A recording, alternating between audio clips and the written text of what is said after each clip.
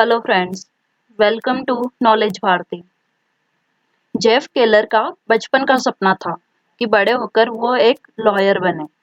जो सपना उन्होंने बड़ी मेहनत और एफर्ट्स से पूरा भी किया और उन्हें सब कुछ परफेक्ट लग रहा था। तो उन्होंने अब शादी भी कर ली, लेकिन सब कुछ परफेक्ट था नहीं। लॉयर बनने के कुछ सालों में ही उन्हें समझ आने लगा कि यह काम जैसा उन्होंने सोचा था वैसा नहीं है। उन्हें काम में जरा भी मजा नहीं आता था। यहाँ तक कि वह इतने स्ट्रेस में रहने लगे थे अपने काम की वजह से कि फिर वह अपने 20s में होने के बाद भी 40 ईयर के लगने लगे थे।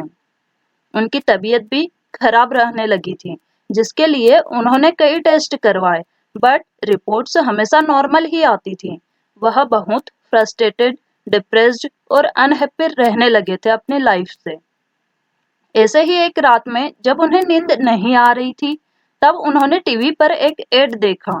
एड एक इंफॉर्मेशन प्रोडक्ट का था जिसका नाम था मेंटल बैंक, जिसकी हेल्प से कोई भी इंसान अपने लाइफ को बदल सकता था। यह प्रोग्राम सबकॉन्शियस बिलीफ्स के बारे में था। नॉर्मली केलर ऐसी चीजों से दूर रहते थे, लेकिन उस दिन वह कुछ अलग ही फील कर रहे थे अपनी लाइफ को बदलने के लिए। कि फिर उन्होंने अपना क्रेडिट कार्ड निकाला और वह प्रोडक्ट ऑर्डर कर दिया।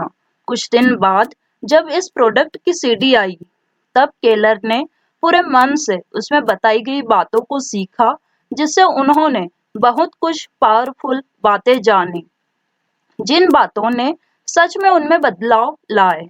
सबसे पहले तो उन्होंने एक टफ डिसीजन लिया। वह एज ए लॉयर अच्छा कमा लेते थे। इनफैक्ट कुछ ही सालों में वह $100,000 कमाने की ट्रैक पर थे। बट क्योंकि उन्हें उनका पैशन नहीं लग रहा था, इसलिए फिर उन्होंने इसके साथ साथ एक मोटिवेशनल स्पीकर और राइटर बनने का सोचा। यह उनके लिए एक बड़ा डिसीजन था, क्योंकि उन्होंने काफी टाइम और पैसे बस लॉयर बनने के लिए इन्वेस्ट करे थे। बट फिर भी उन्होंने अपने पैशन को समझते हुए यह डिसीजन ले ही लिया, जिसने उन्हें रातों रात तो नहीं, लेकिन धीरे धीरे ही दुनिया का बेस्ट मोटिवेशनल स्पीकर और राइटर बना दिया। उनके एनर्जी लेवल पहले से ज्यादा रहने लगी। वह अब हेल्दी हो गए और अपने गोल्स को अचीव करने लगे। और यह सब कुछ हुआ बिकॉज उन्होंने अपना एटीट्यूड चेंज किया अपने लाइफ को लेकर। और इसलिए वह बोलते हैं कि अगर आपको भी उनकी तरह अपनी जिंदगी बदलनी है, तो आपको भी इन बातों को फॉलो करना होगा, जो आज हम इस वीडियो में आपके साथ शेयर करेंगे। तो आइए शुरू करते हैं। Your window.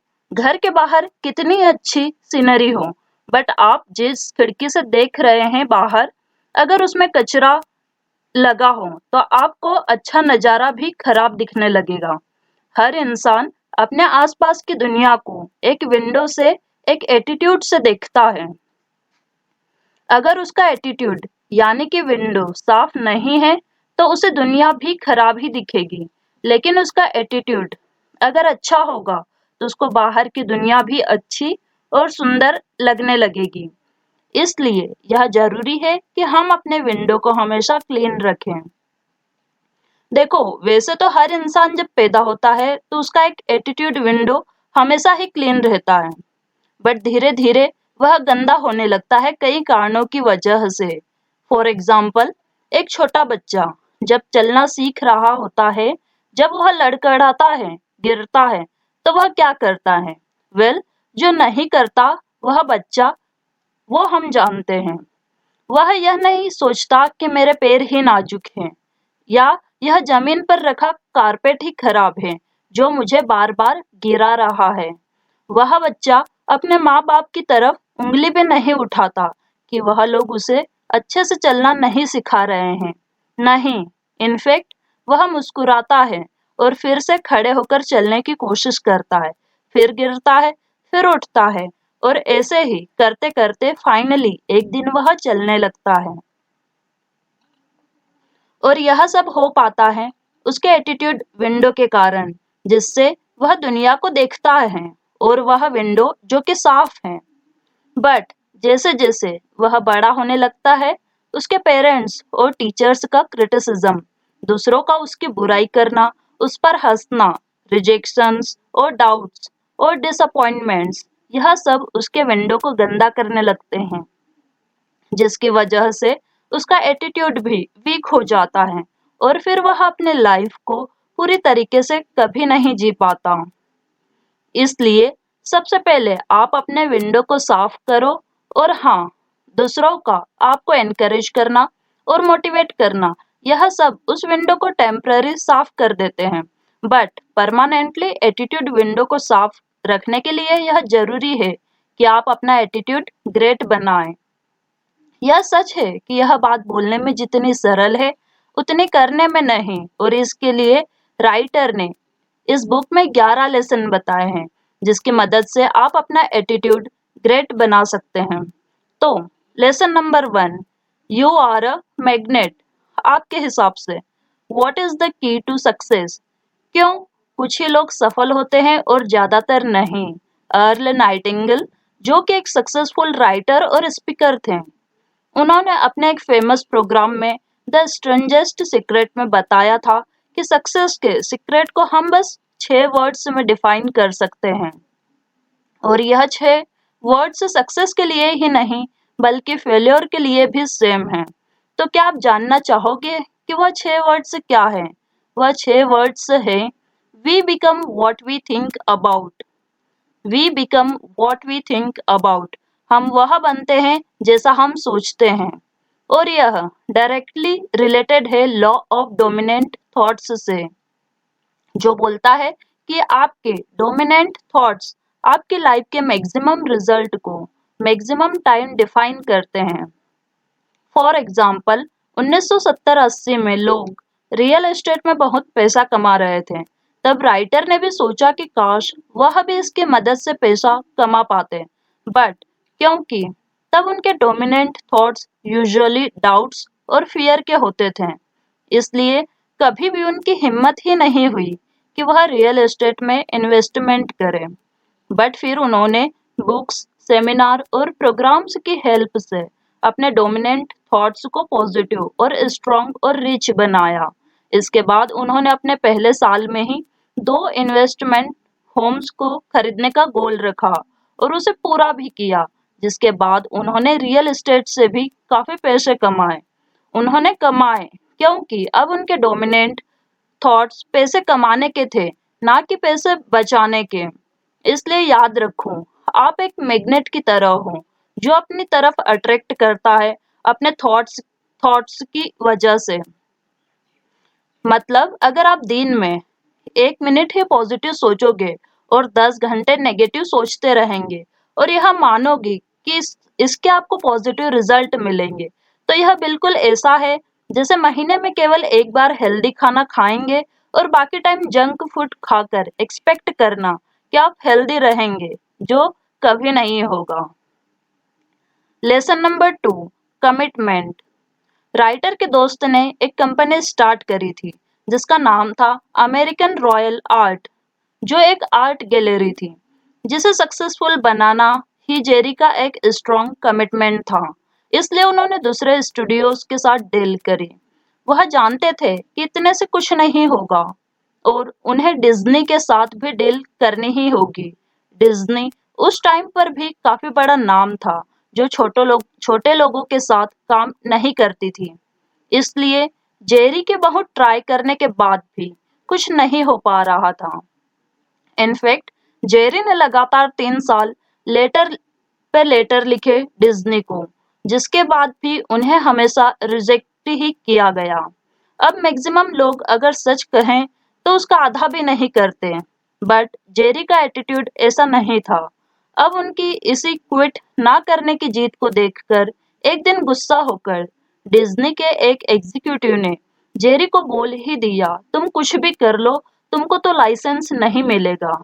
अब इस पर तो जेरी को क्विट कर ही देना था, बट उन्होंने अगेन इस ऑप्शन को चूज नहीं किया। उन्होंने दूसरे कई एग्जीक्यूटिव्स से कांटेक्ट किया और करते ही रहे, जिससे परेशान होकर एक दिन एक एग्जीक्यूटिव ने उनसे बस पीछा छुड़ाने के लिए बोल दिया कि देखो, हम तुमको न्यूयॉर्क में लाइसेंस दे ही नहीं सकते। दे सकते हैं तो बस 2 जगह, जो जेरी की जगह से बहुत दूर और रिमोट एरिया में थी, जहां जेरी ने कभी गैलरी खोलने का सोचा भी नहीं था। बट फिर भी दूसरे ही दिन वे फ्लाइट पकड़कर वहां पहुंच गए और बोस्टन की एक सड़क पर एक दुकान ले ली।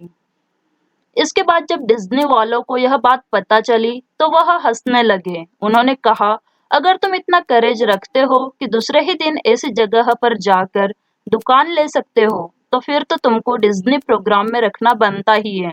इसके बाद उन्होंने जेरी को लाइसेंस दिया वहां का, और कुछ टाइम बाद न्यूयॉर्क का भी लाइसेंस दे दिया, जिसके बाद गेरी ने मिलियंस ऑफ डॉलर्स के आर्ट बेचे और डिज्नी के बिगेस्ट एनिमेशन आर्ट सेलर बने। यह होता है कमिटमेंट, यह होता है एटीट्यूड। ज्यादातर लोग सोचते तो बहुत कुछ है, फिर एक छोटी सी प्रॉब्लम भी उनके और उनके गोल के बीच आती है तो वह सीधा क्विट कर देते हैं। इसलिए ऐसे लोग कभी कुछ बड़ा नहीं कर पाते हैं। बट अगर आपका कमिटमेंट जेरी जैसा होगा, मतलब वॉटेवर इट टेक्स का, तो आपके लिए भी फिर कुछ इम्पॉसिबल नहीं रहेगा। इसलिए हमेशा ऐसा ही एटीट्यूड रखो। Lesson number 3, problems. Dave Bruno बहुत मेहनत से कई साल काम करने के बाद फाइनली एक नेशनल सेल्स मैनेजर बन गए थे, एक मेडिकल इक्विपमेंट कंपनी के। सब कुछ अच्छा चल रहा था, बट फिर कुछ साल बाद किसी रीजन की वजह से वह जॉबलेस हो गए। उन्हें लगने लगा कि बस इससे बुरा तो कुछ हो ही नहीं सकता उनके साथ। बट वह गलत थे, बिकॉज इसके बाद एक दिन जब वे कार से घर जा रहे थे तो उनका एक्सीडेंट हो गया और उन्हें बहुत ज्यादा ही इंजरी हुई पूरी बॉडी में।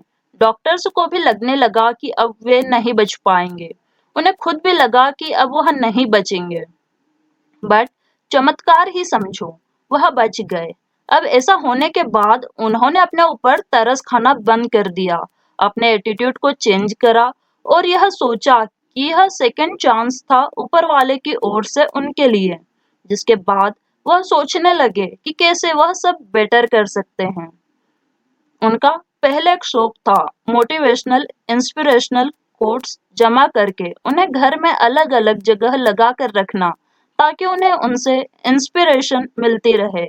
इसलिए अब ऐसे बुरे वक्त में भी उन्हें उन कोट्स की याद आई जो उन्हें पॉजिटिव फीलिंग्स देते थे हमेशा। उन्होंने सोचा कि क्यों न कुछ ऐसा किया जाए कि वह दूसरों को भी ऐसी पॉजिटिव फीलिंग्स दे सके। इसलिए फिर उन्होंने हॉस्पिटल से निकलने के बाद, बैंकरप्ट होने के बाद भी आपने इसी थॉट पर काम किया।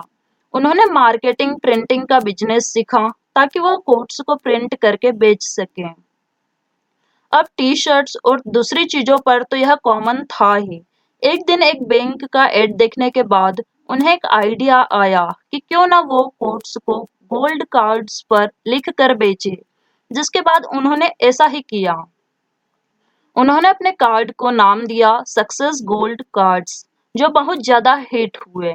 इनफैक्ट उन्होंने 20 लाख से ज्यादा कार्ड्स बेचे और काफी पैसे भी कमाए इनसे।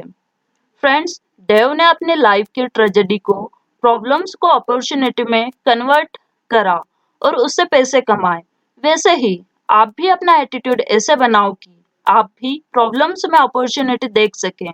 ऐसा एटीट्यूड आपको बुरे वक्त में बहुत ज्यादा प्रेशर के टाइम से निकल कर एक डायमंड बनाने में मदद करे। यह थे 3 लेसन उन 11 लेसन्स में से जो जेफ केलर ने अपनी बुक एटीट्यूड इज एवरीथिंग में बताए हैं। इसके बाकी और लेसन्स जानने के लिए आप यह बुक पढ़ सकते हैं, जिससे कि आपको बहुत कुछ सीखने को मिलेगा। तो फ्रेंड्स, यह थी नॉलेज भारती की ओर से एक और बुक की समरी। उम्मीद है कि आपको आज की ये बातें पसंद आई होगी। तो अभी इस वीडियो को लाइक और शेयर करें और नॉलेज भारती चैनल को अभी सब्सक्राइब करें। Thank you.